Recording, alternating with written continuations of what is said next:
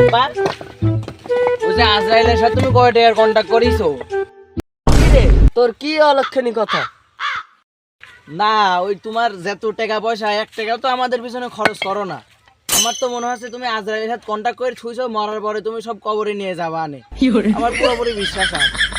হিসাব আমার কাছেই আছে। তুই দেরি কথা কইস নে, ভালো লাগলে বাপ বলবি, নাইলে খালু বলবি। তোমার তো ওই খালু গলি বেশি ভাল লাগে, আমি জানিনি। ওই ছোট খালারে দেখতে গেলে যায় একটারে পছন্দ হলো বিগন নিয়ে চলে আসলে কি মনে করছো ওই গল্প কি আমি জানিনি নাকি?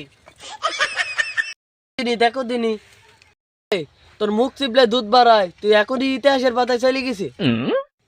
ওই ইতিহাসের পাতায় তো আমি ঢুকতে চাই না। তুমি টুপি মাথায় দিয়ে যেভাবে দীর্ঘমেয়াদী মিছে কথা কও ওই আমার ঢুকাই লাগে। দীর্ঘমেয়াদী মিছে কথা মানে সে আবার কি? ওই দীর্ঘমেয়াদী মিছে কথা মানে তোমাকে যদি বলি 10টা টাকা দাও ওই ধান উঠলে নিশা আনে। আব্বা একটা মোবাইল কিনে দাও, পাট উঠলে নিশা আনে। একটা গাড়ি কিনে দাও, ওই গম বেশি দিবা আনে। সে পাট ধান গম উঠার তালে আছে।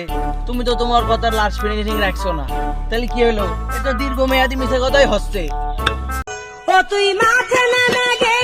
এই সার্ভিসের যে দাম, এবার যে টাকা হবে নি বাবলুর হাল খাতা করতেই তো ভুলে যাবি নি। এখন এই বাবলুর হাল খতা করা লাগবে, কত কিছু করা লাগবে। সেবার তুমি কি বললে? বললাম আব্বা একটা রোজার ঈদের আগে একটা মোবাইল কিনে দাও। তুমি করলে গরু কিনলে, কিছু বেশি কুরবানি দেওয়ার জন্য গরু কিনলে। যেই গরুটা বড় হয়ে গেল কি করলে? কুরবানি দেওয়ার নামে কিনে নে অমনি বেশি দিলে। গায়ে গোস্ত রোস্ত লাগে গেল, লোভে বেশি দিলে। এই তুই কি বললি? তা কি আমি কি মিথ্যে কথা বললাম নাকি? গরু বেশি ওই বালির মাঠে সংসারের মোটা দাগটা উঠলো, জমি কিনে তুমি ফুল দাগি মেলা দিলে। তুমি কি মনে করছো ঘটনা কি আমি জানি না নাকি?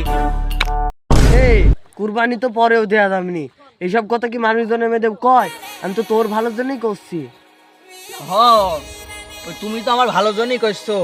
ওই লোকের থেকে আমার 10 টাকা নিয়ে ঝালমুড়ি খাওয়া লাগে, আমার একটা ফোন নাই, অন্য জনাতে ফোন নিয়ে কথা বলা লাগে। আর তোমার মতো এত ভালো থেকে করে না। আমি পারি না আর